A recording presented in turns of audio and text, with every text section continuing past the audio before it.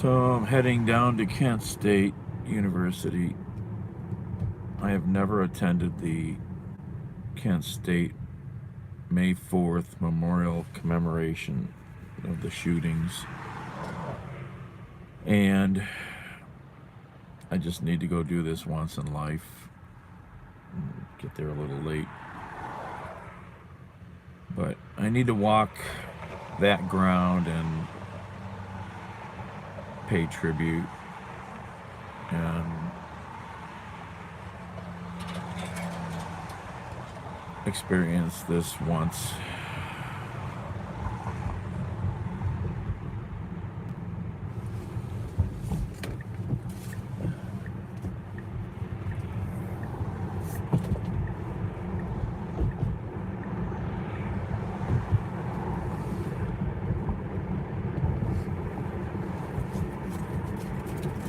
And where'd the phone go?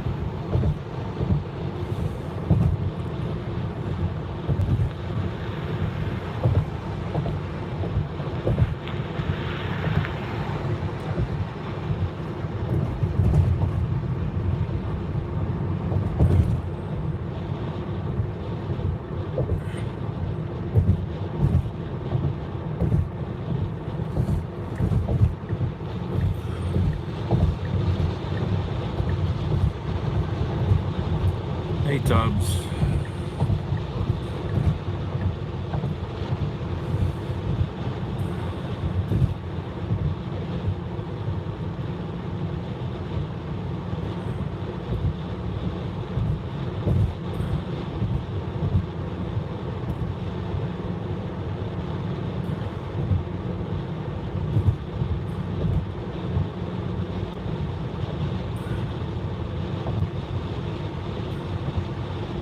Good morning.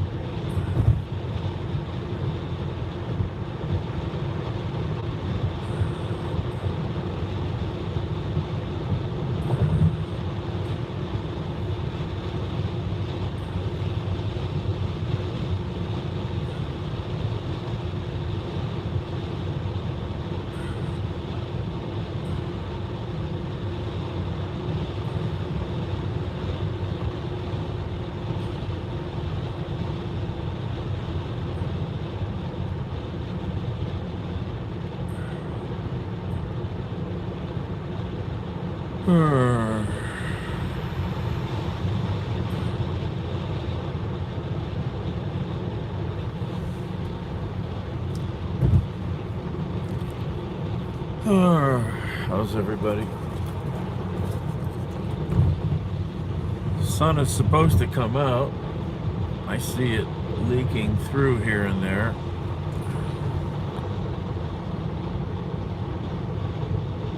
Yep. Gonna go down to the witness the memorial commemoration they do on May 4th.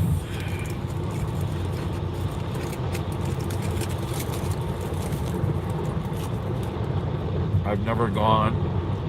I keep saying I'm going to do it year after year after year. Well, I'm not getting any younger, so if I don't go now, I'll never go probably.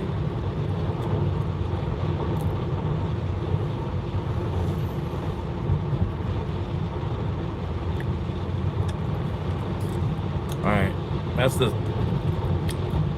not a smoothie, that's a milkshake. It's too thick. They did not blend it.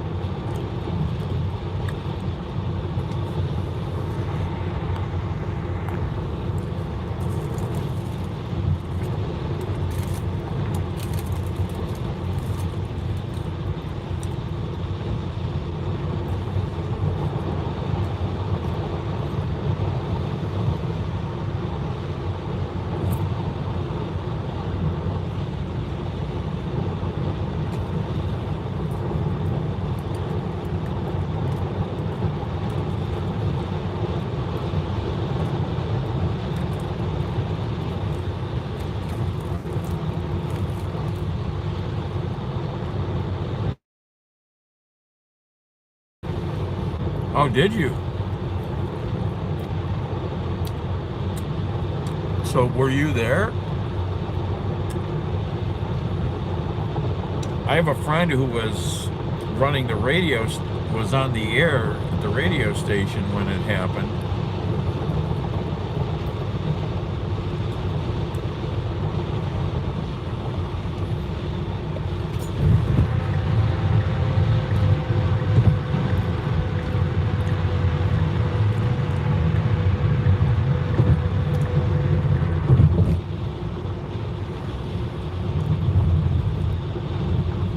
Keep forgetting if you can get there from that or not.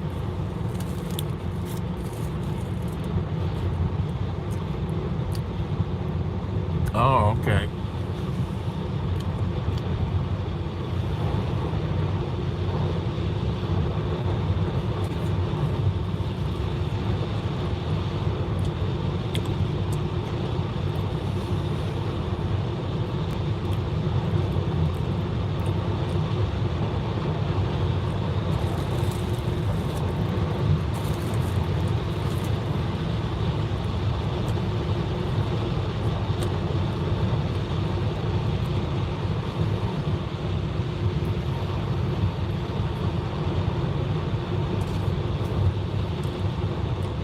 Well, this will be definitely a trip for you.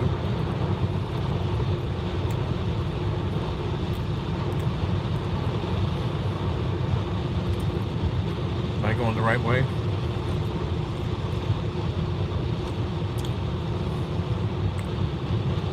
Better be.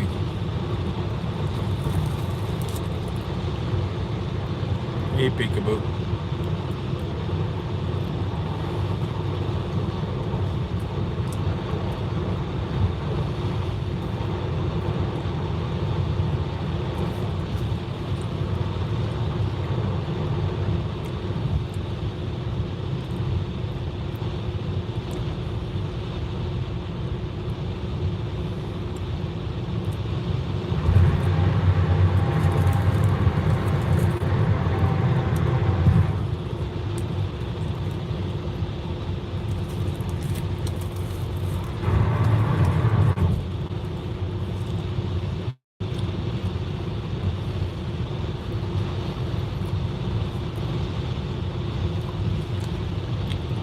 Yeah, it was a wild year for me, but yeah, good year.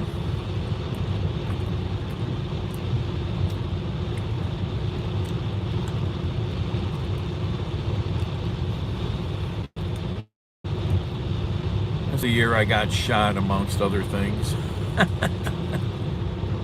Oh yeah, I got shot. Well, I can laugh about it. I shouldn't, but ignorance in a bar parking lot.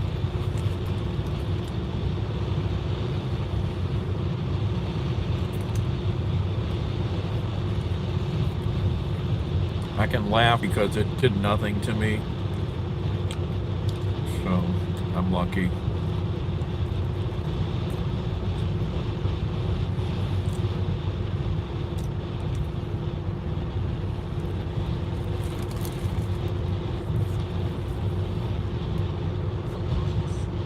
Yeah.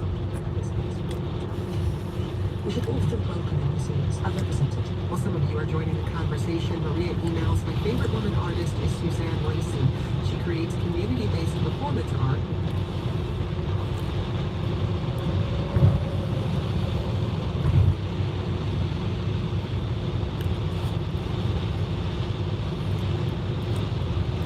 Yeah, I'm full of injuries.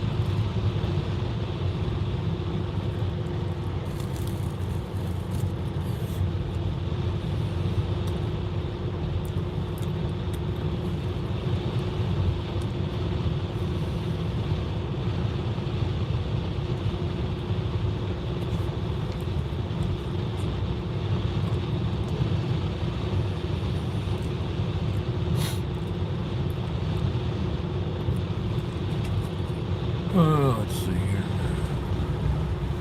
Need some air in this car.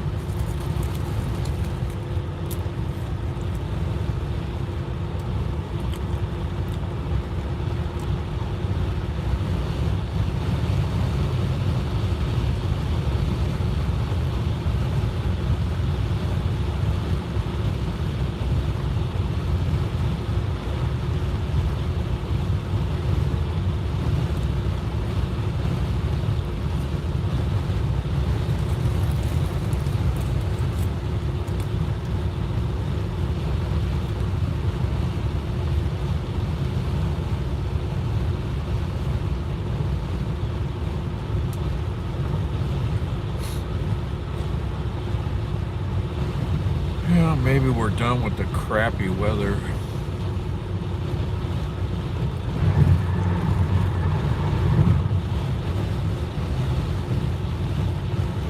Because, I wasn't taught about that at school. And so it's so important having these narratives and yes, using these works that is that and unhindered them to charcoal and power. You also highlight the work of textile artist Annie Albers, who came up in Germany's Bauhaus movement in the 1920s, and you call her a loom trailblazer. Historically, how has textile art been undervalued in the art world? Because, the thing is, when we go to museums, even today, painting and sculpture, especially that working in marble, really takes precedent. And actually, what did women have access to? And the way that also art schools were formed as well. So, you mentioned Annie Albers. She, became a legend in the weaving workshop in the Bauhaus. And the Bauhaus was this, extraordinarily pioneering and inventive school that was meant to, be of an equality, but actually what they did, they shut women away to the weaving workshops. But as a result, women have become some of the most incredible textile and weaving, artists ever. The fact that Annie Albers was making soundproof installations that actually, actually developed the notion of soundproofing that we know today is extraordinary. Exactly, Annie Albers is like right now. But it's the fact that actually women, if they were restricted to something, it seemed like they just said, okay, fine, we're going to take that and we're going to make the best of what we can with it. And as a result, the emphasis on textiles and pottery and everything, especially where I live in London, is extraordinary because these artists are being seen on an equal par to the other artists. We got this email from Stephanie, I believe, who says, please define artist, as today's discussion seems to particularly apply to the visual arts. Women artists dominate pop music, jazz, and classic. Women are also making strides in movie directing and acting. How would you define? You're an art historian, so... Yeah, this book very much focuses on fine art. I look at so many artists working in the visual arts, I guess. So I look at performance art, I look at sculpture, I look at painting, architecture too, film, installation. So many. But I would love. Really, what I want this book to do is, explore the story of art without name. But it's not. I say this in the introduction. It's not a definitive art history. It would be an impossible task. It's a fraction of a fraction of a fraction. And what I hope is for people to make their own story of art without name. It's just what I've known in my short life so far, in a way. And I would love to read the story of music without name, the story of literature without name. Let's go back to her voicemail box. This came from Jean in Cambridge, Massachusetts. My favorite black-headed artist is Kara Walker. She did something no one else did. She showed visually the terror of sexual assault that was normally and habitually performed on black women by white men who were their masters and sometimes their fathers and uncles.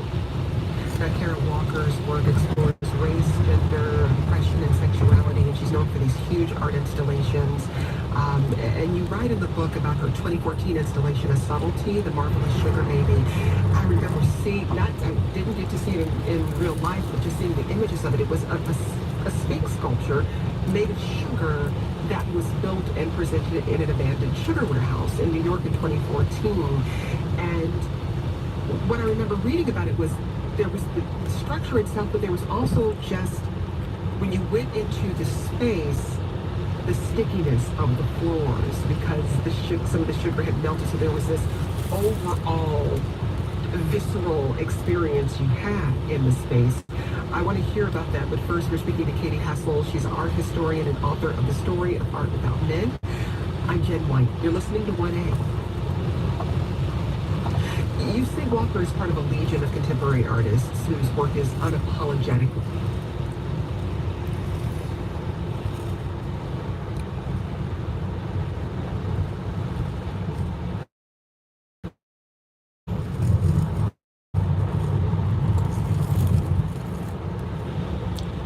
I see some comments.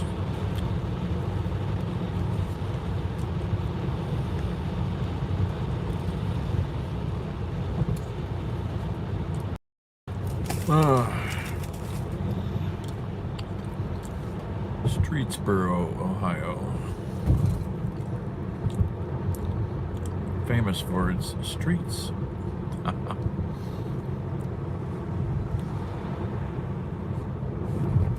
Oh, that truck needs more time to pull out than that.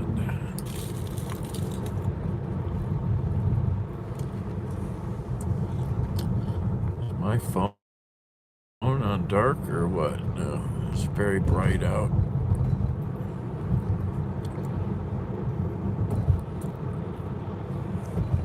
Very hard to see comments.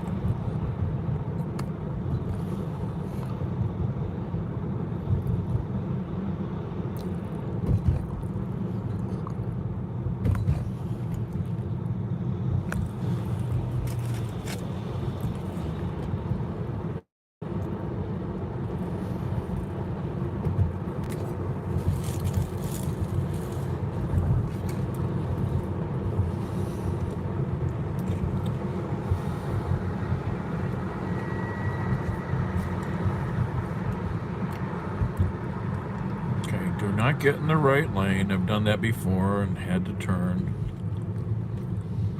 Then had to come back.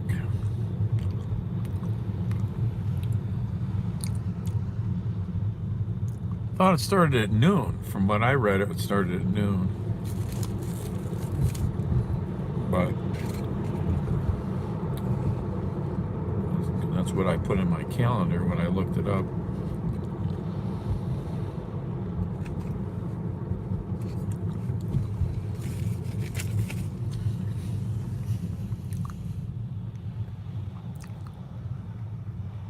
Kim Mike's. If I've ever been there, I've been to a few places in town, in recent years. Been to the what's that place called? The Goat something.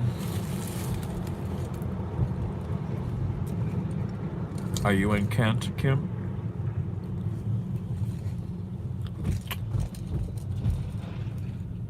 And there's a place I've been to sort of in the new complexes. There's a breakfast place in the new stuff downtown, the newer, buildings. Can't think of it without looking it up.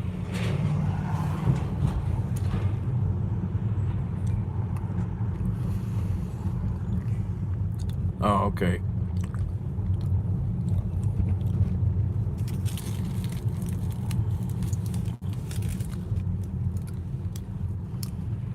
Atwater. Oh, yeah. Been through there. Been through there. Going to Amish country.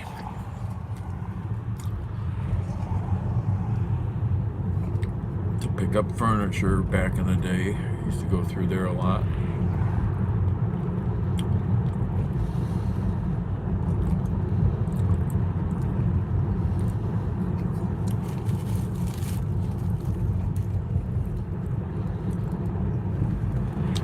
I didn't even think of a live stream. Silly me.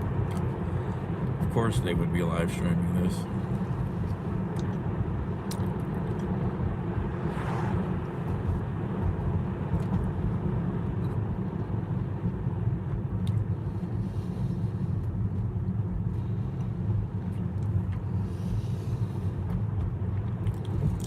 Sunshine Sand Company. Washed and screened sand.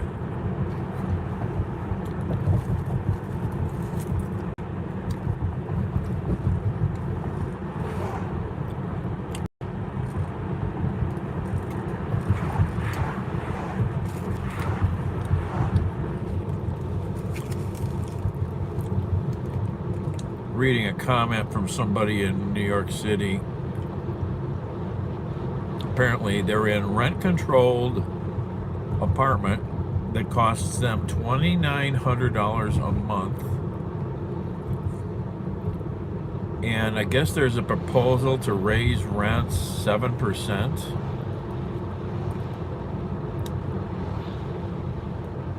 They pay some insane amount of money for childcare for their 2 kids. And she's a stylist and he's a painter. And they're spending all their money. If they have anything left, I don't even know.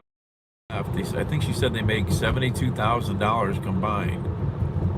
How do you live? I mean, that's madness to like stay in New York City. I mean, I get it. It's your place. It's your home. But man, that's like, how do you even do that?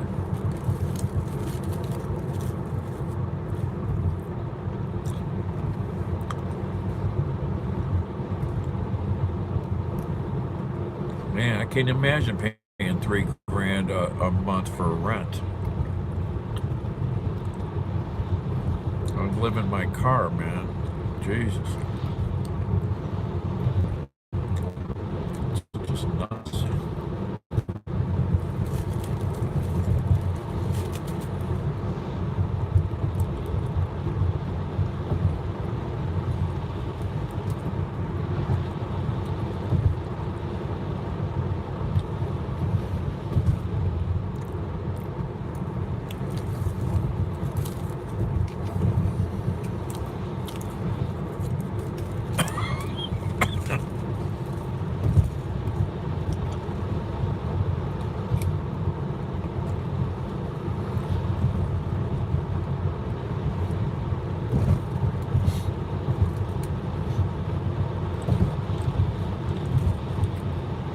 Franklin Township,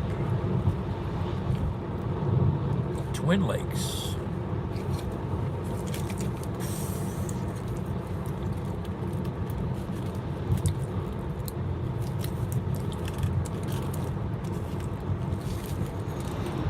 Nibbling on a bagel.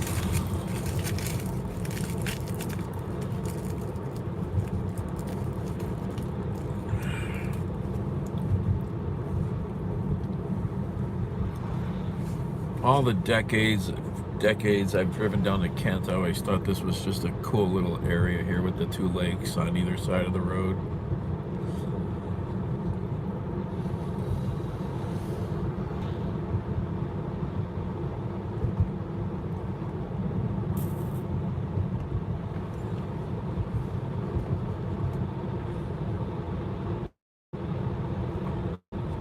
Used to come down to Kent a lot in the early 70s, late 60s for parties and music and drunken orgies in the dorms.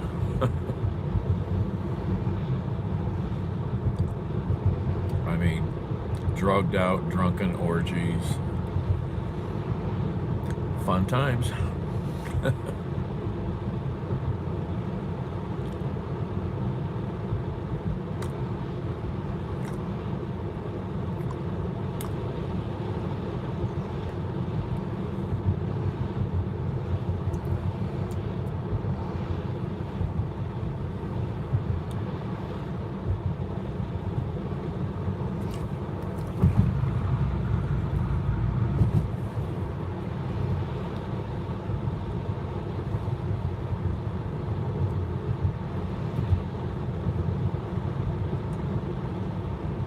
I'd have looked up better where I need to go to park exactly, because it might be tricky to figure that out. I'm sure they got some signage up.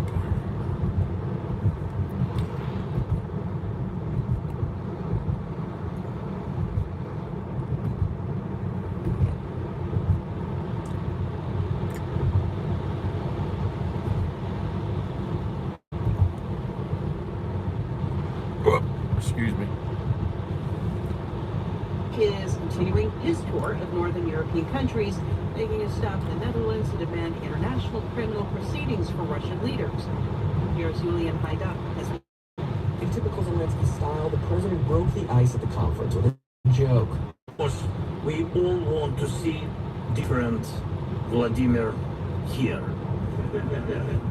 in The Hague. He asked the group, made up of European lawmakers and judges, to consider establishing a Nuremberg-style tribunal for Russian President Vladimir Putin. Zelensky said that the Dutch have a particular interest in justice because of Putin's alleged involvement in the downing of MH17. Zelensky held a moment of Kent, silence Ohio. and said over 6,000 more war crimes have happened in Ukraine in the last month alone. Julian Haida, NPR News, Kyiv, Ukraine. The European Central Bank raised interest rates today in an effort to curb inflation. NPR's Scott Morrison reports following similar action yesterday by the Fed. The European Central Bank says inflation hasn't eased in the Eurozone. Prices are still climbing too fast for comfort. The ECB raised its benchmark interest rate by a quarter percentage point. The Federal Reserve's quarter-point hike a day earlier could be influenced. Last time I did anything here was a few years ago when I was probably Ubering. A few years back. And there's a piece of wood in the road. And Standing Rock Cemetery. And I went down to yeah, it was probably after driving somebody down here at 3 a.m. and so I went and parked the car, slept. I have a spot or two where I actually know it's quiet and dark.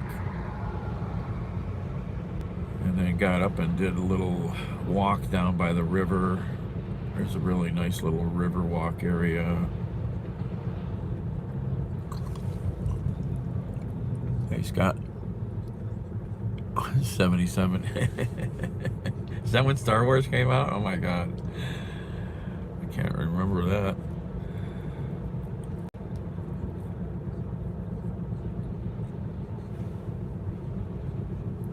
The River Merchant Restaurant and Wine Bar. And it's packed. Packed.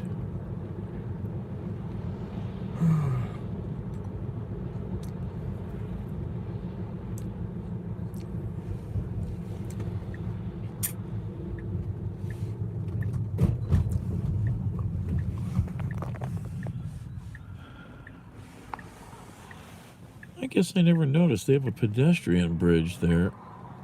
Trail. That's pretty cool. I never noticed that before.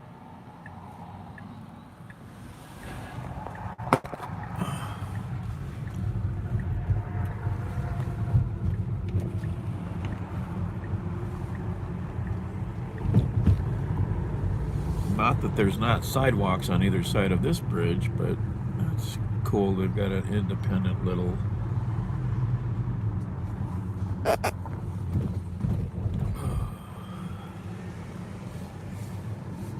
path there.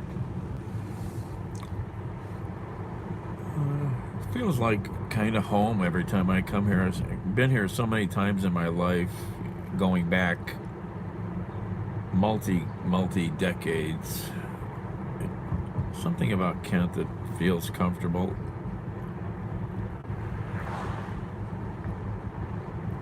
Just kind of feels right. You know, there's places that you feel like you just feel right there, you know.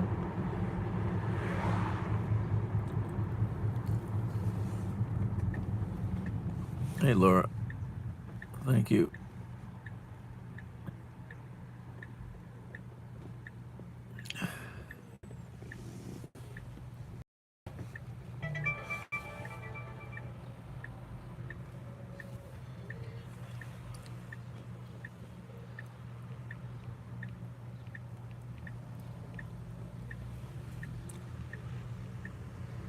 Okay, we're gonna get to go.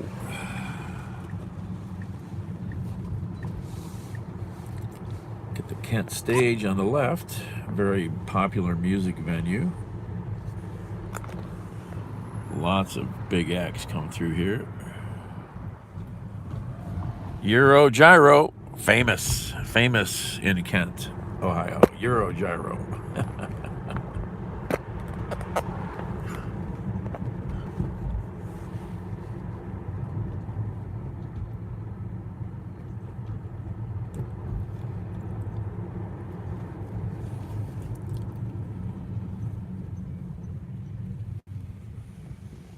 Oh, I forget. Is this the new Student Center? Or no? What is that? I forget. I do know what that building is. I think this might be the new Student Center building. Cool building. I forget. I have to look it up on the map.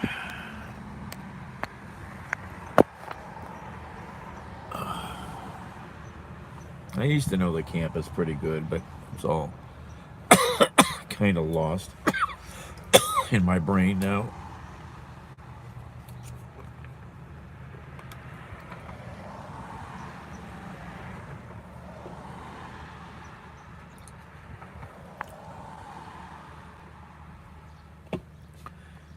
I was in a store earlier buying a bagel, and they had, a tumbler for sale, but like a straight one, just straight sides, not very big, really, I guess. And it came with a metal straw and a brush to clean the metal straw, which I thought is excellent. But they wanted $31 damn for the thing. Oh my God. Oh, there's the Cleveland Bagel Cafe. That used to be a famous restaurant there. Here's siren. Probably an ambulance.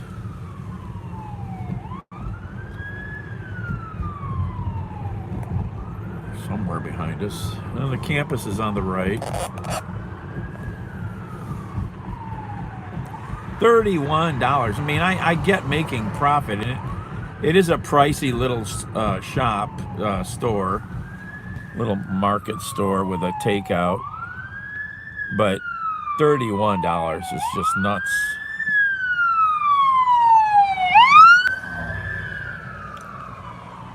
Kent Fire Department. Hey, Ice.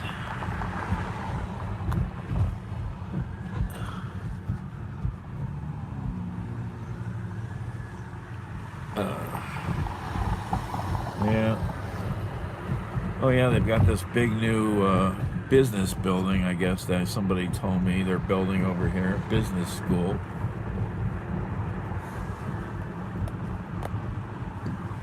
Where should I go? I don't know where I should go to get in here. Maybe I should turn, no, this is closed, so yeah, keep going.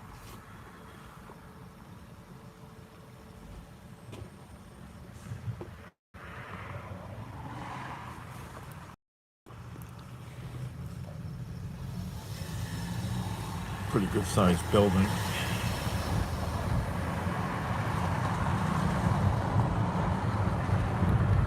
Ambassador Crawford College of Business and Entrepreneurship. I'm gonna turn here.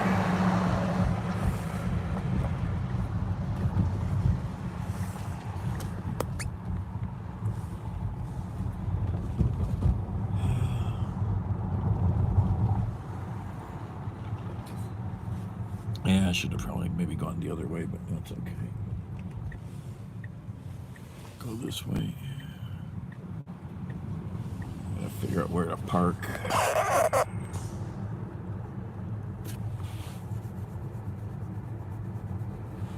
Parking may be a premium.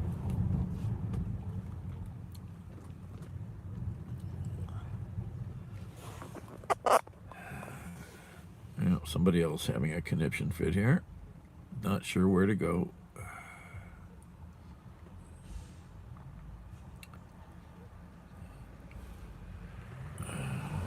There.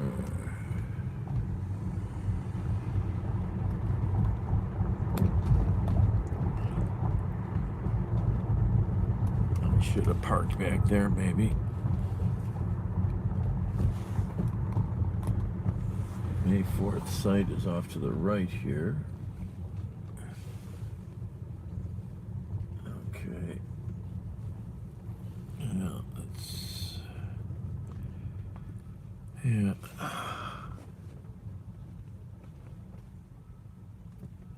Oh, school shooting. 1970, ICE, Kent State University. The famous Neil Young 4 dead in Ohio, where the National Guard shot 4 students dead on the campus here.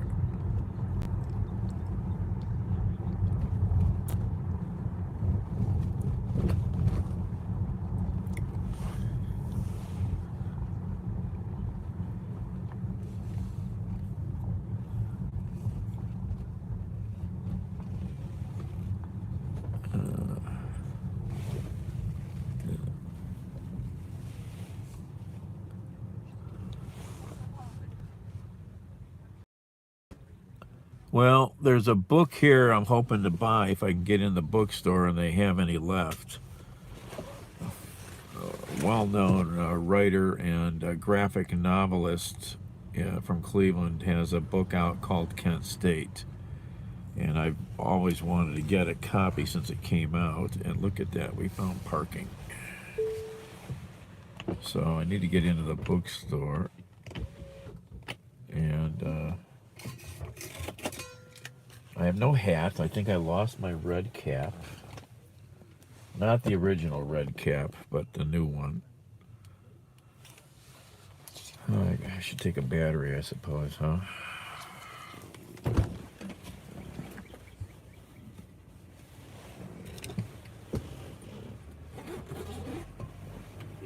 Battery and a cable. Does this battery have any life? Yeah.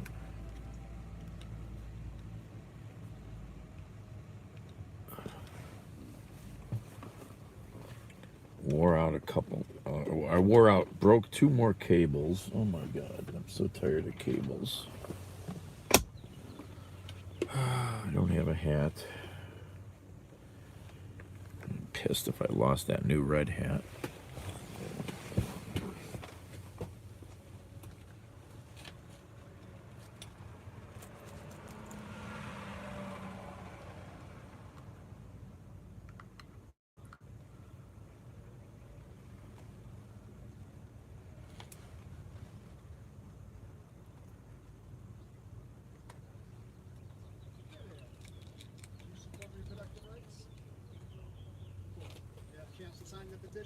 No.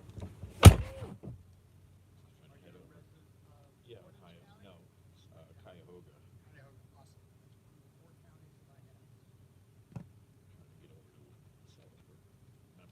Memorial stuff today. Sure. Where am I at?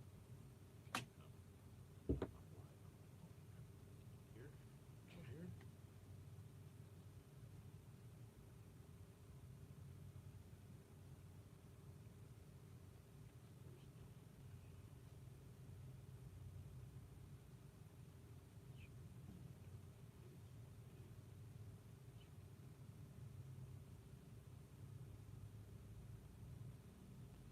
Never come down for this.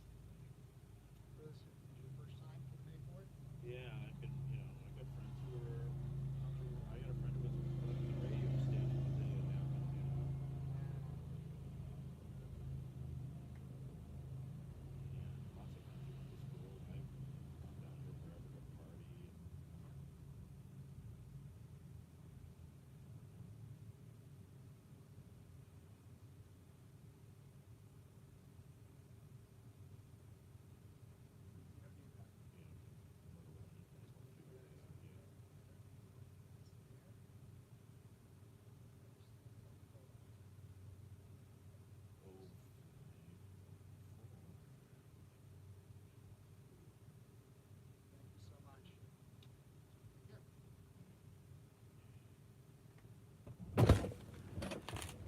Okay, just signed a petition.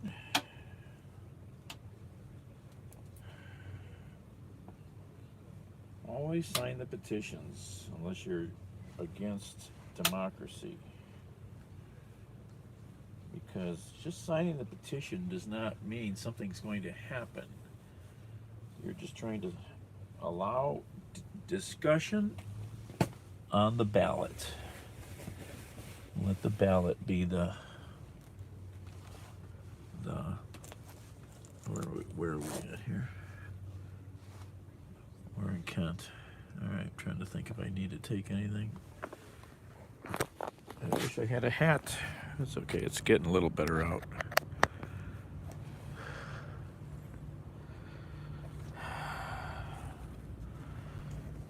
Turn the battery on.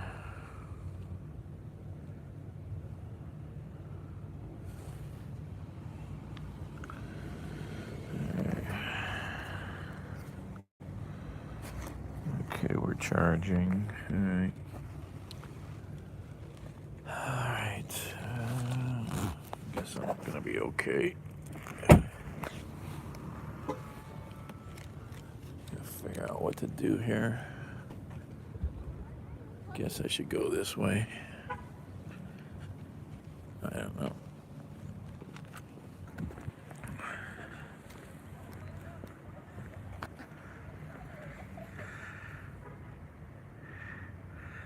All right, I can really not see the comments without squinting and staring at the screen because it's so bright out here. So if I don't see anything or if I'm ignoring you, I am. Because it's just kind of hard to read this stuff, and it's very bright out here. I should have brought my sunglasses. I wonder, should I get my sunglasses?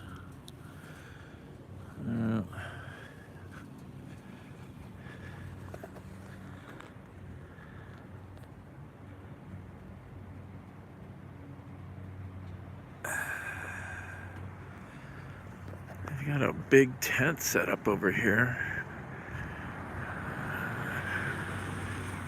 Maybe that's for graduation ceremonies or something. 2 tents. Got another one over there. This one's got chairs underneath it.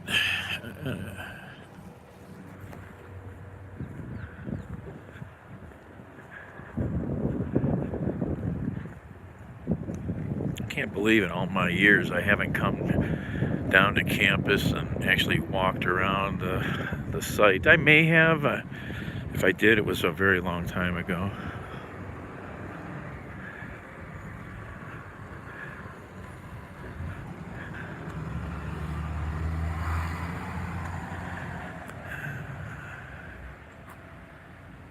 Betty Boop.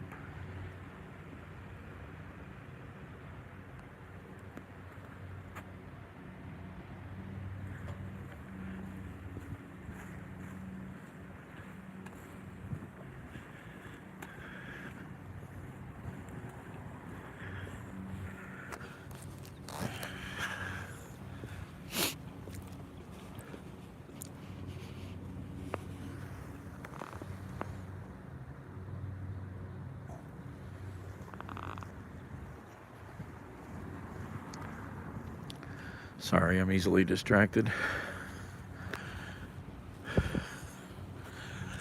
Oh,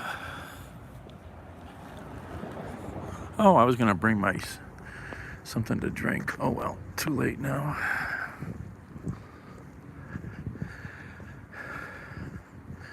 Hope my hips hold out. They've been sore a lot lately. And if I could cut across there or not. We'll go this way. I was thinking of going up those steps, but man, they're probably not gonna get me there. We'll go this way.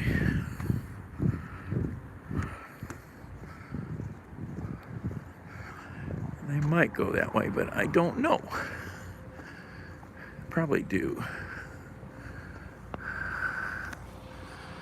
And we'll go this way.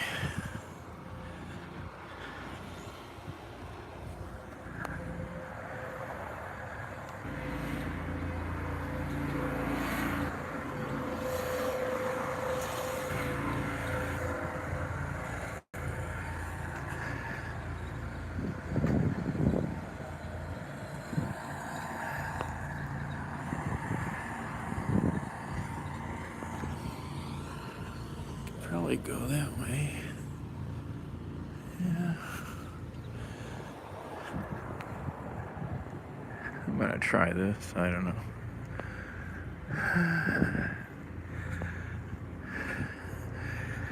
My legs are in such bad shape lately.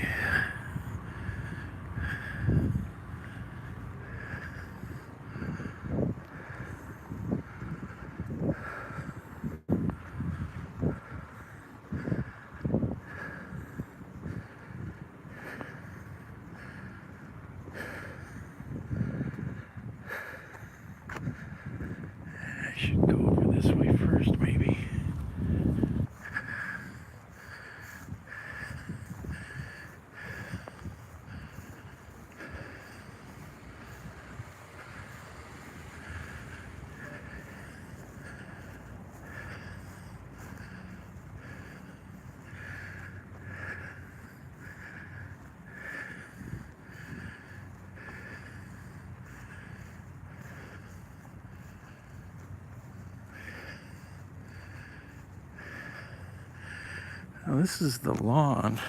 This is. I mean, if they had a thing, then maybe it was down there and it's already over. I don't know. That's what's weird. Because the thing I saw started at noon. But this is the site here. Yeah, I recognize this from photos. So these parking spaces that are marked off with these light bollards are the 4 spots. And over there, where the 4 students were shot. I can think of the one girl's name right away, is it Mary Jo Kopechne?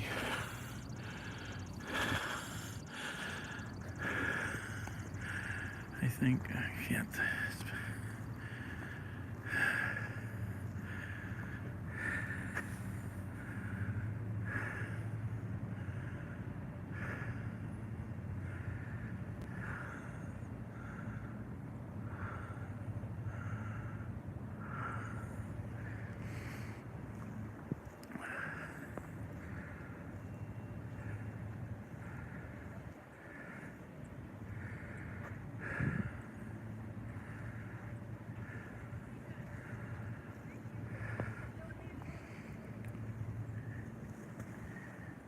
Sandra Schuer.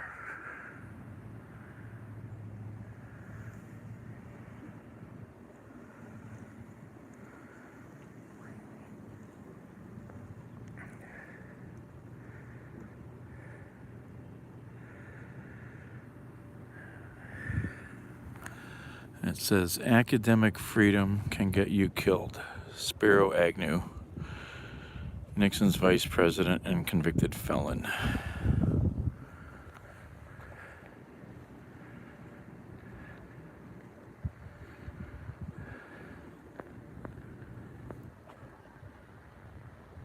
I have a voice. I have a choice. I live for truth.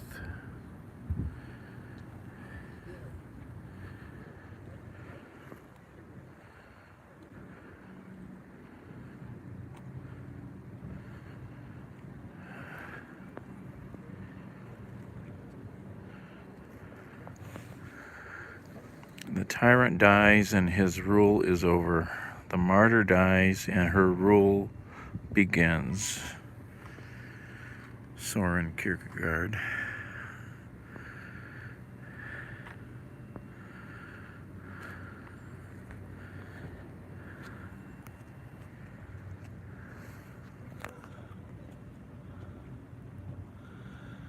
In Judaism, it's customary to place rocks instead of flowers at a gravesite. While flowers decorate the gravesite, they too pass on. Rocks mark our presence. They make the statement that someone has stopped, reflected for a moment, and honored the life that was lost. Alison Krauss, Sandra Schuer, and Jeffrey Miller were Jewish.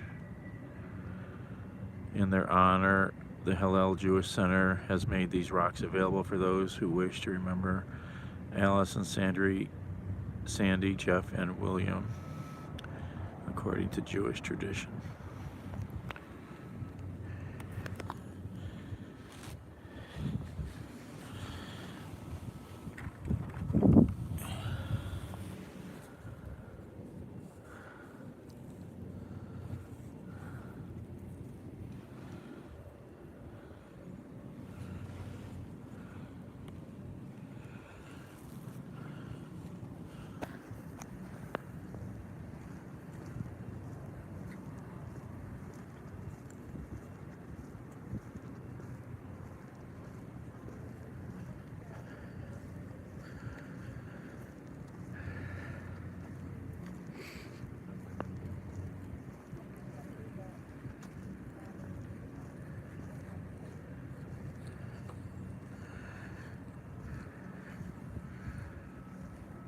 William Schroeder.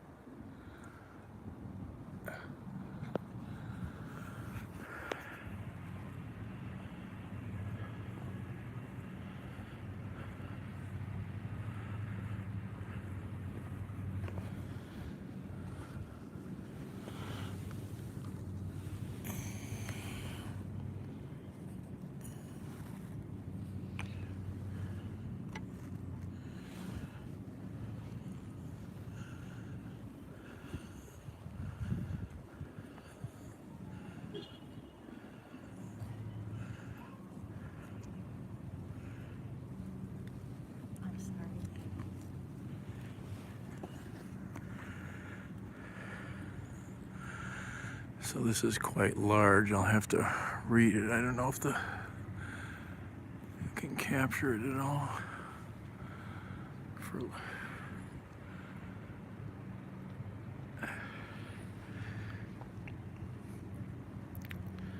It is from numberless diverse acts of courage and belief, human history is shaped. Each time a man stands up for an idea, works to improve the lot of others, or strikes out against injustice, he sends a tiny ripple of hope and crossing each other from a million different centers of energy. And daring, these ripples will build a current which can sweep down the mightiest walls of oppression and resistance. Robert Kennedy.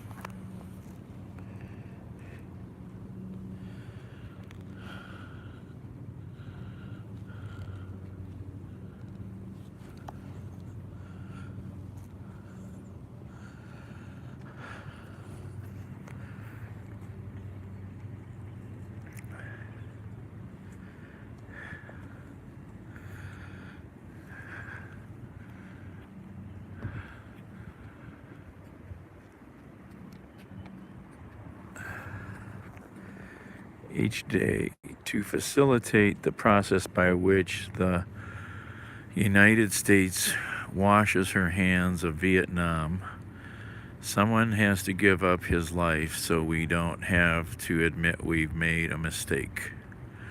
Someone has to die so President Nixon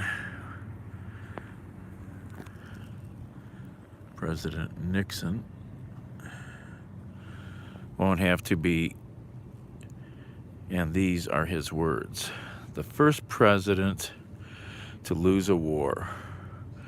We are asking Americans to think about that, because how do you ask a man to be the last man to die in Vietnam?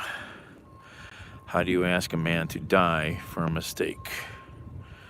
John Kerry, April 22nd, 1971.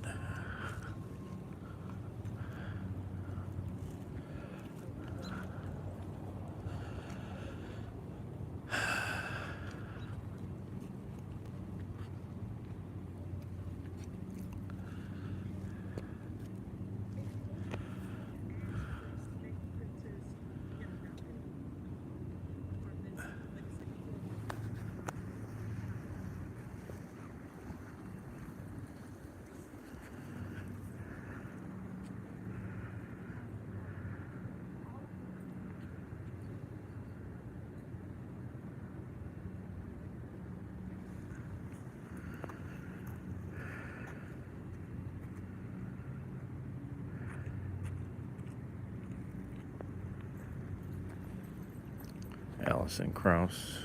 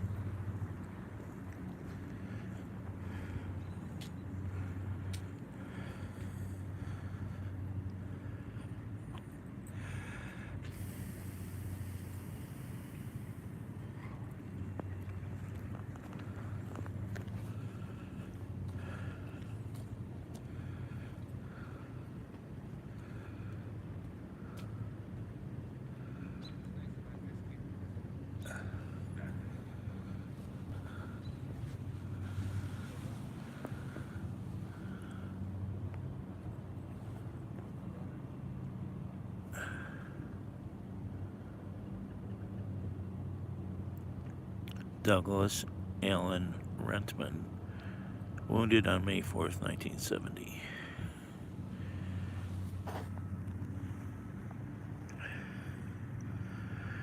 There was never real justice.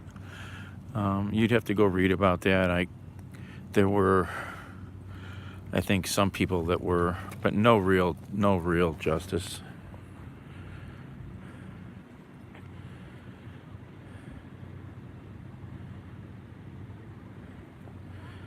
There's lots to be read and listened to about it.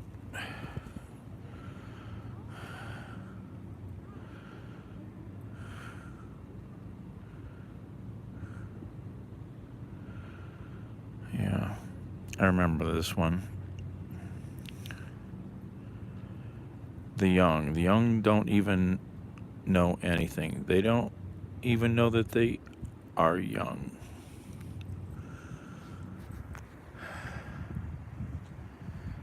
I wish I'd have got here earlier.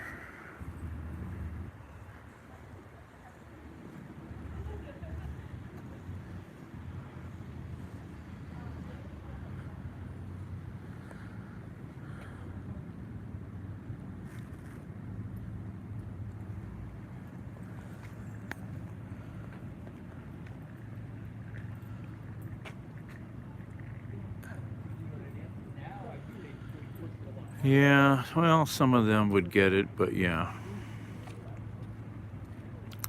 I mean, yeah,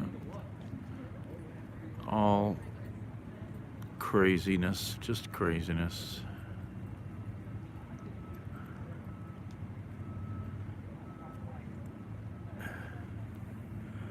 You know, the world is actually quite mad, and you think about these things. You know, quite insane. Look at Ukraine right now. I had a immigrant family in my car yesterday from Ukraine, or actually the day before,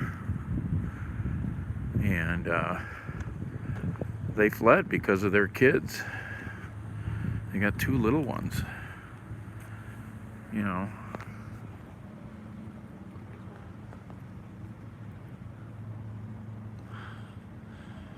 In 1968, Richard Nixon won the presidency partly based on the campaign promise to end the Vietnam War.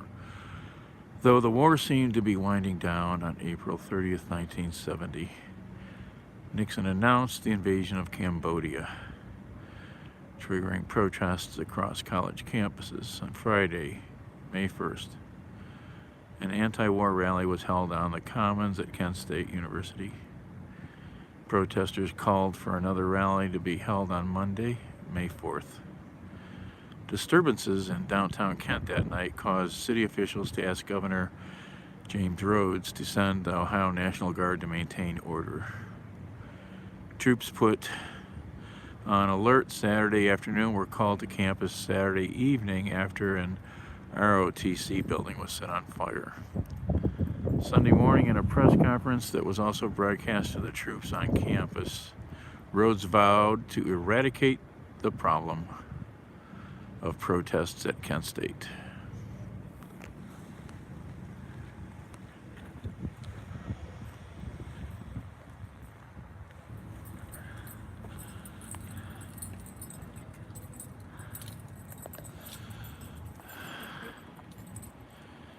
On May 4th, 1970, Kent State students protested on the Commons against the U.S. invasion of Cambodia, and the presidents of the Ohio National Guard called to campus to quell demonstrations. Guardsmen advanced, driving students past Taylor Hall. A small group of protesters taunted the guard from the Prentice Hall parking lots.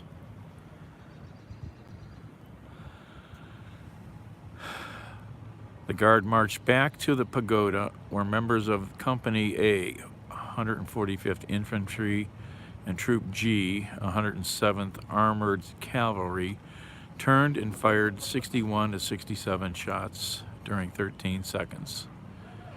4 students were killed. Allison Krause, Jeffrey Miller, Sandra Schubert, and William Schroeder. 9 students were wounded. Alan Canfora, John Cleary, Thomas Grace, Dean Kaler, Joseph Lewis, D. Scott McKenzie, James Russell, Robert Stamps, and Douglas Rentmore. Those shot were 20 to 245 yards away from the guard. The report of the President's Commission on Campus Unrest concluded that the shootings were unnecessary, unwarranted, and inexcusable. Kent State University, the Ohio Historical Society.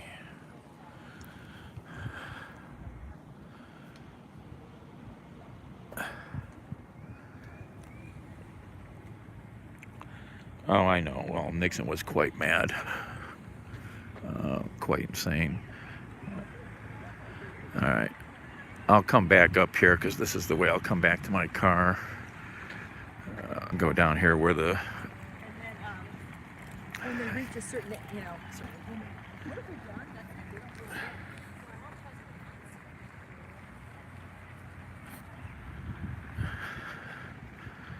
Commemoration is happening.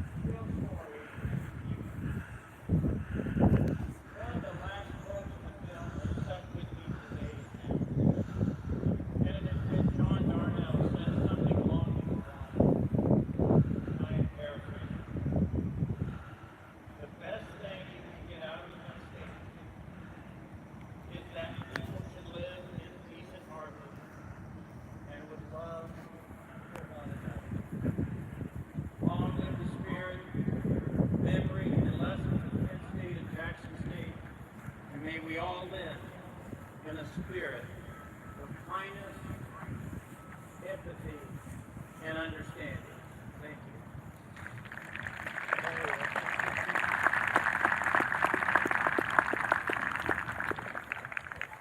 Thank you, President Dyckman.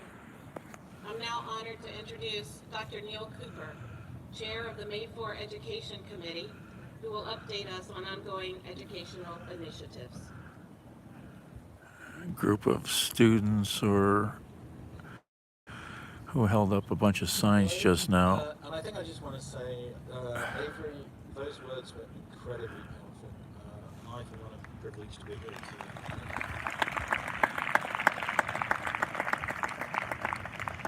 I think it probably also demonstrates that if you want to do effective social change, it always helps to provide free lunch as well.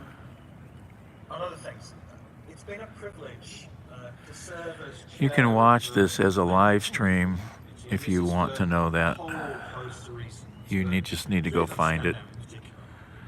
Firstly, because the invaluable contributions and support from all the members of the committee, who I would like to personally thank here and now for the time, commitment, enthusiasm, and indeed imagination that they've all brought to the work. Secondly, May 4th is central to the origins, identity, and mission of the School of Peace and Conflict Studies, as we were created by the university originally as the Centre for Peaceful Change, not just in response to May 4th, but as a living memorial to the students killed on that day.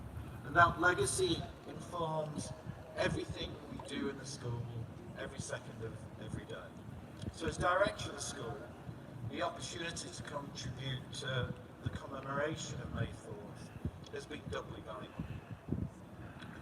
Thirdly, I think different people see different lessons in May 4th, but I think one common thread is the idea that it highlighted the importance of free speech, freedom of thought, and in particular, the right to protest the speech and actions of others.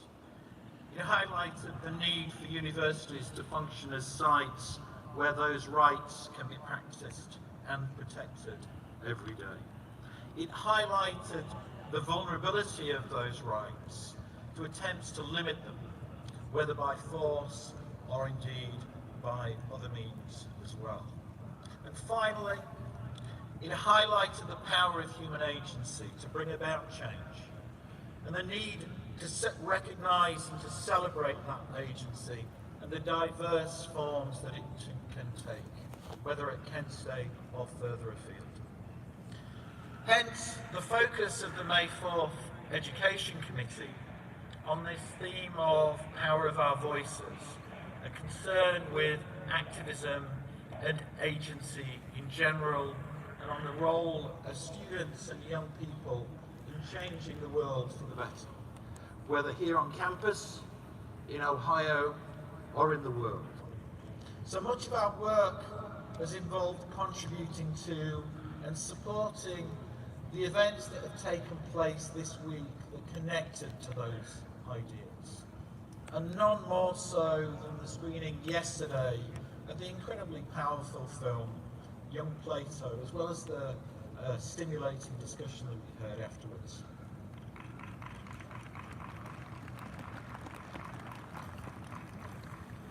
For those of you who have not had the opportunity to see the film, I think it illustrates the power of ideas and the abilities of individuals and communities to do the never-ending hard graft of peace work. Work that is always necessary in the days, weeks, and months after the politicians have got together and declared some kind of formal end to the violence and to the shooting. Indeed, the film's not just about the power of philosophy, but about the power of philosophy and critical thinking as a form of peace education and as a form of empowerment.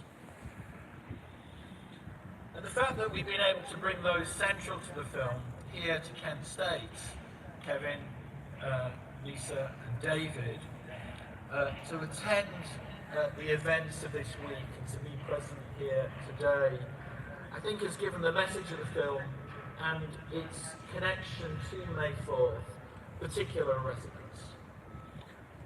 This also goes for the numerous other events that they've been kind enough to attend and participate in. A female filmmakers panel, a class on media and social movements, and an incredibly stimulating panel on youth and peace building in Northern Ireland. So I'd just like to thank all three of them for coming here to Kent State, taking the time to be here this week and to kind of innovating everything that we've been doing over the course of the week. So thank you.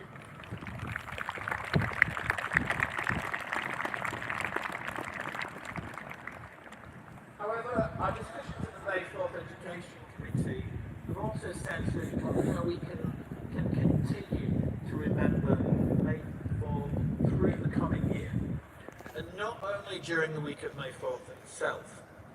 In particular, we've been thinking about how, going forward, we can continue to recognise the lineage of activism for peaceful change that stretches back from May 4 right through to the present. So we're working on a number of things.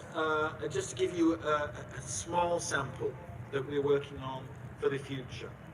In conjunction with the Wick Poetry Centre and the Department of Africana Studies, we'll be launching a photo voice project designed to both celebrate and reflect the diversity of work for social change undertaken by students across Ohio, the US, and internationally.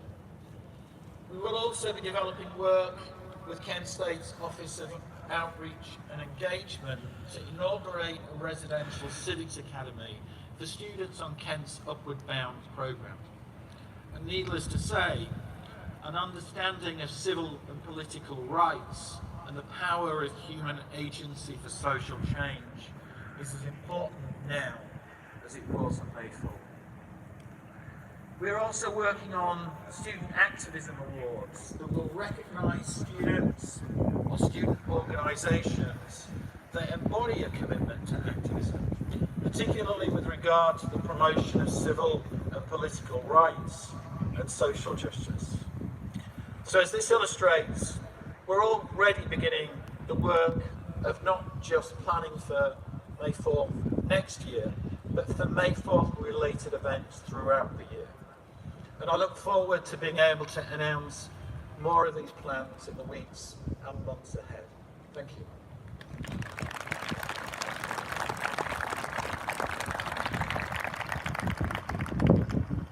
Thank you for your words and for your work, Dr. Cooper. Kent State awards scholarships annually to students who aspire to lead, promote, and accelerate social justice. Dean Amy Reynolds will now recognize the recipients.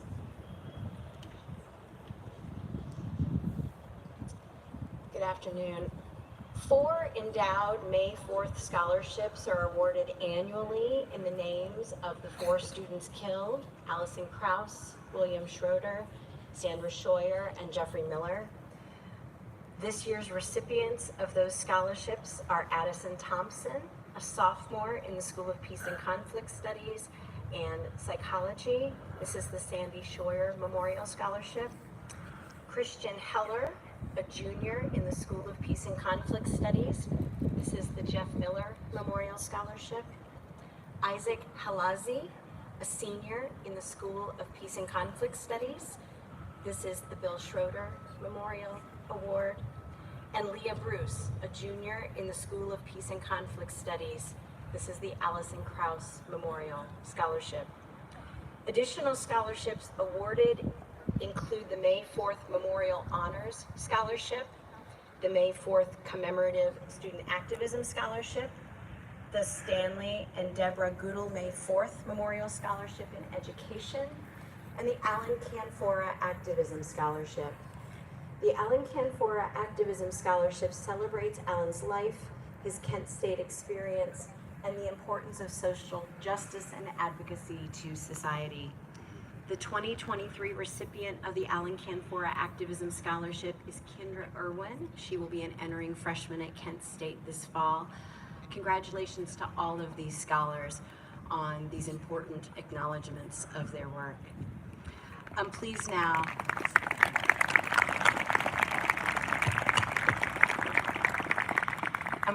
to introduce Sophia Swengel, the 2022 recipient of the Alan Canfora Activism Scholarship.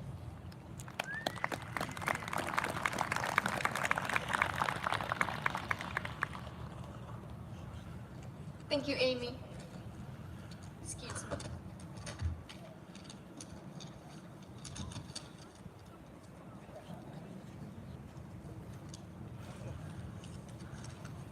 Hello all. I'm honored to be speaking on this platform today as a representative of the May 4th Task Force and the 2022 recipient of the Alan Canfora Activism Scholarship. In order to provide some context as to why I am here today at all, I would like to begin by discussing the first time I had ever heard about Kent State, because it was actually the first time I had ever heard about May 4th. I was a middle schooler in Pennsylvania, stopping by my school's library, and they were letting kids take home old books before they donated and replaced them with new ones. I took a few home, one of which discussed the Vietnam War. I don't remember what it was called, but I do remember a photo from it. A photo of a young man lying face down in a parking lot, bleeding, while a teen girl kneeled over him with outstretched arms. It was the first time I ever saw John Filo's Pulitzer Prize-winning photo of Jeffrey Miller and Marianne Veggio. It stuck with me, maybe not consciously, but subconsciously, an image of anguish, that loss of innocence. A few years later, when I was in high school and starting my college search, I was reminded of Kent State. My mind went back to how the students that protested there used their own voices on May 4th, and I thought about how I was going to use my own voice in the future. As I did more research on the May 4th movement, specifically the May 4th Task Force's work in education, the more I started to note the names that kept being repeated, and Alan Canfora's name was one of them. The man in that all too familiar photo, waving a black flag at Amy Gartzman, going out of his way to make such a statement, with no idea whether or not the guns pointed at him were loaded. I learned more about the important role he played in keeping May 4th in collective memory, after being wounded that day by those same guns. He helped keep the task force up to its tasks, and he persistently called for the truth about Kent State to be archived and preserved. I found his work to be immeasurably noble, and I aspired to one day maybe even have a conversation with him. And then one day I casually opened up Instagram on my phone, and I was greeted by a post from a friend who knew him, presenting her brief eulogy for him. I never knew Alan. I never got the chance to meet him. But the anecdotes I've heard from those who knew him exemplify the innumerable impact of his work. Alan may be best known as being a messenger of Kent State activism, but he was much more than that. He was a mentor, a teacher, a father, a brother. He was an influential presence in so many people's lives. He was much more than just his name, a name that would understandably become so loaded with not just history, but the weight of keeping that history alive. Personally, I cannot think about May 4th without thinking of the tireless activism of those who survived it in its aftermath. It's incredibly inspiring that both people who were there on that day, such as Alan, and people born decades afterwards, can unite to raise awareness of the truth. And when I look at what attracted me first to the May 4th Task Force and Alan's work in the first place, it's that core effort for the truth. The truth that the students at Kent State were never conspiring to spike the town's water supply with LSD. The truth that there was no sniper that day, which the guards used as an excuse. The truth that there was indeed an order to shoot, proven by audio recordings of that day's tragic events. The truth that the protesting students were in an open area of campus, not a tight vacuum as the looming presence of the gym annex would suggest. But the truth is a fragile thing. Right now, you have the privilege to stop into the School of Peace and Conflict Studies in McGilvery Hall, or go up the hill and visit the May 4th Visitor Center in Taylor. But these increasingly tyrannical regimes across the country take aim at educational curriculums that teach students of the truth of our history, take aim at critical thinking skills, and take aim at the questioning of authority, It is more and more unpopular to concern yourself with matters of the truth. Yet as time marches on, the truth behind May 4th, 1970 rings more and more relevant. The events of that day prove the power and vulnerability that come with being a messenger of truth and a practitioner of dissent. They also showed how willing and capable the side of the oppressor is to snuff out those voices. The students participating in the protest on this very field saw that their country was gaslighting its people, and they spoke up against that tyranny. We all know how that ended. 4 dead, 9 wounded, 1 paralyzed for life, thanks to the guards' guns. Critical thinking and freedom of speech were placed under crosshairs on May 4th, 1970. And as the rights to bodily autonomy, freedom of expression, freedom of complete rational thought continue to be stripped from us, it becomes disturbingly clear how the supposed powers that be, who tried time and time again to minimize us, did not learn a thing that day. But we did. We would not be gathered here today if we didn't. We refused the message that ignorance is bliss. We chose to learn the truth of history, regardless of continued efforts to sanitize and censor it. We chose to honor that history with the paths that we pave in our everyday lives. We chose to consider that, in the shadow of that history, our voices can still leave an impact. It may not be through marching in the streets or taking on the courtroom. Revolution has many facets, and it can arrive in the most subliminal, creative, and unexpected ways possible.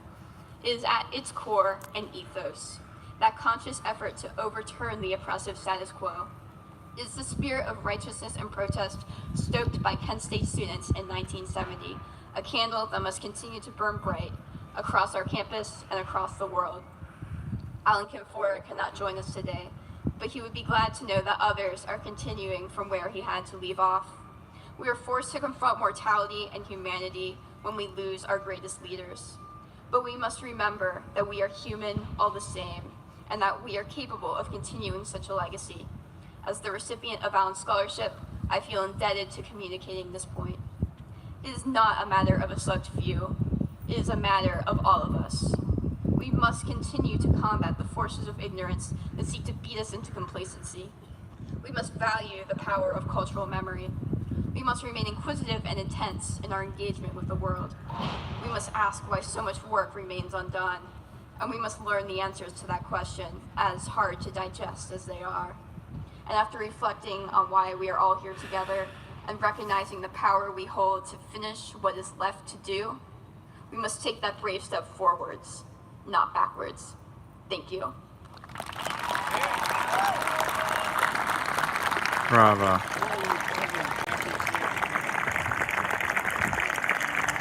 Bravo.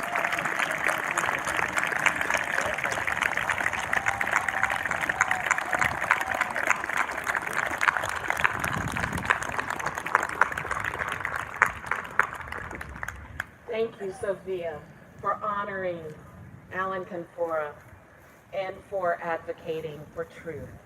Your words are inspirational. We'll now have the honor of hearing from Dr. Chick Kinfora, Presidential Advisory Committee and Commemoration Committee Chair.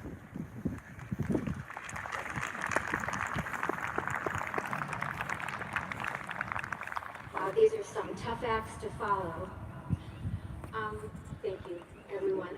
At Kent State, we have learned so much together over the last 53 years in costly and contentious ways about conflict management, resolution of our differences that have so long divided all Americans. But here on this campus and in our own May 4th forums, we continue to wrestle with how best to reflect on Kent State's indelible mark on the American landscape.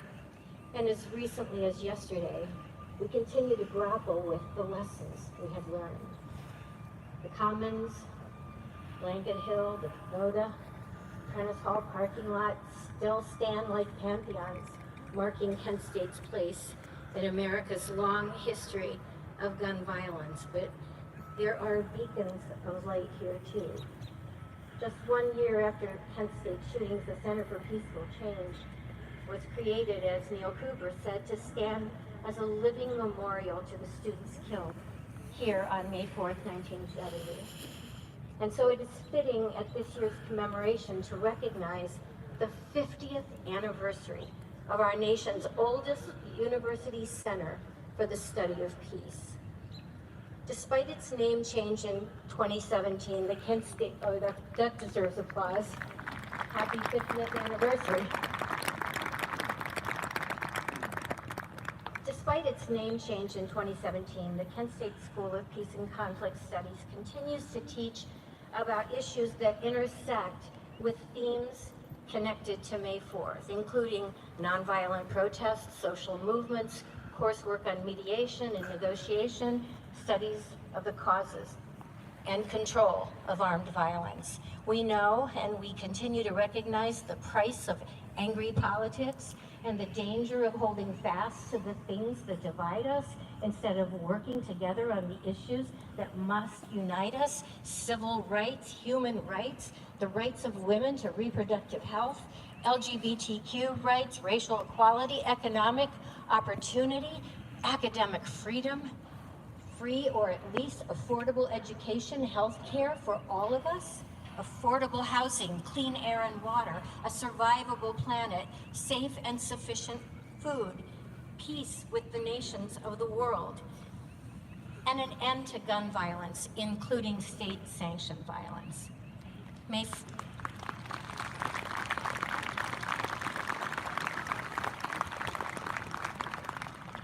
4th activists, previously considered intruders on this campus, previously branded as irritants to the university, are, as you can see on this stage today, at the forefront of May 4th education and remembrance. My remarks, therefore, unsurprisingly, will be brief because the torch has clearly been passed.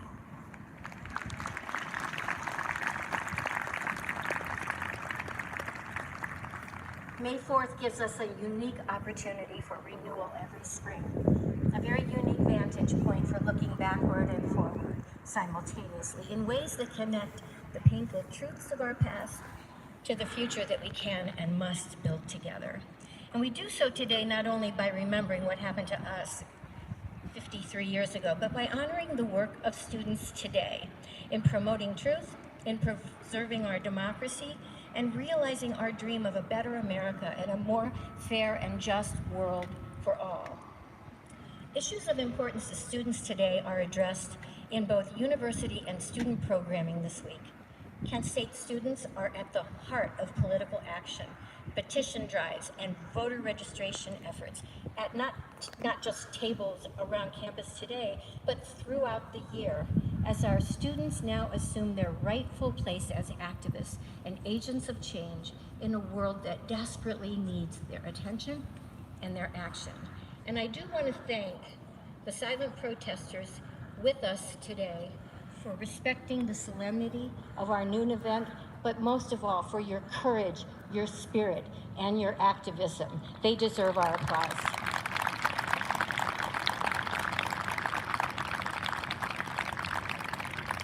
Sharing our stories and our perspectives for more than 5 decades has been a responsibility that many survivors of the massacre have assumed. Worried after the years have passed that the truth of what happened on May 4th and Kent State's legacy of student activism might one day expire with us. Worried, of course, that if we don't know why it happened, and if we can't reconcile the differences that pitted American soldiers against American students on a college campus, another attack on American students' right to dissent is inevitable today. And so I'm grateful for this and every opportunity the last 53 years to share our experiences about May 4th, 1970, to talk about the lessons we have learned in its aftermath, but most of all, to join today's students in confronting the complex issues that shape our culture, our politics, and our future as a democracy. I truly hope that you will take advantage of the powerful films this afternoon, and of course the task force's call for action in room 226 Taylor Hall following this. And I want to thank everybody that served on the May 4th Education Committee and Commemoration Committee. So many friends that I've seen here for 53 years, still coming back. We're still here I'm so happy to be here with you today. Thank you so much for attending the 53rd commemoration of May 4th.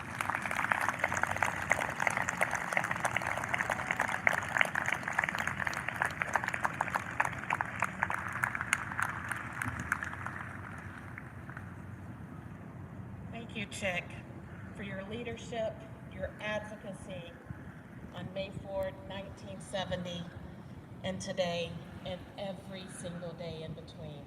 We owe a lot of gratitude to you. Thank you.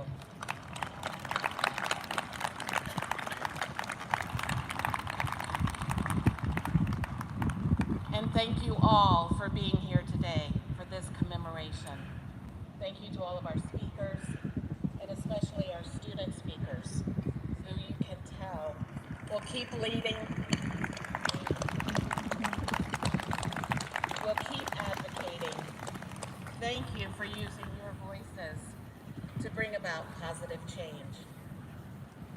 And thank you to the choral, who were fantastic in setting us up for an important day. And to Scott McPherson, our director of the Kent State Choral, thank you. As you heard, there will be 2 screenings of 2 films today. Both will occur in the Kiva. The first is the Kent State, The Real Story, will be shown at 2:30, and Fire in the Heartland will be shown at 7:30 p.m. We close our program now with a tribute to the faculty and activists who used their voices to make Kent State a better place for all. Thank you.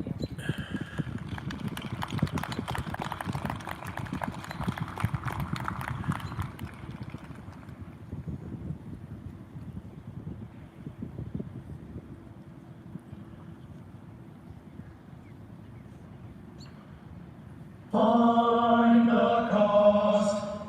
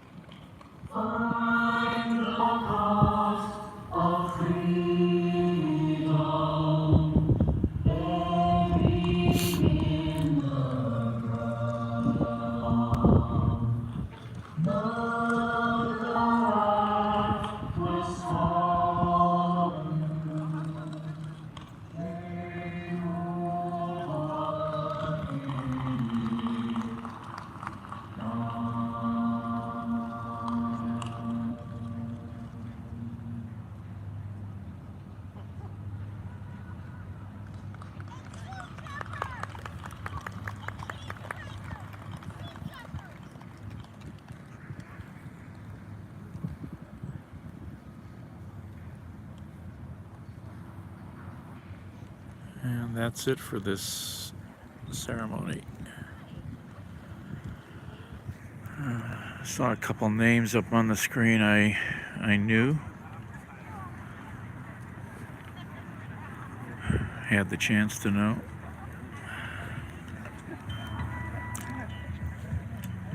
There's something happening here. What it is ain't exactly clear. There's a man with a gun over there, telling me I got to beware.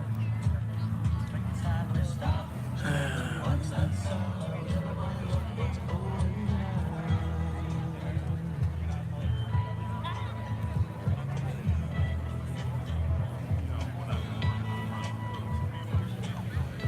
Headlines being drawn.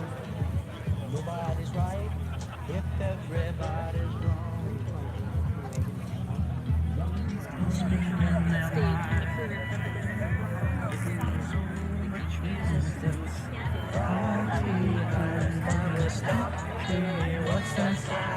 All right, everybody, I'm gonna hang up and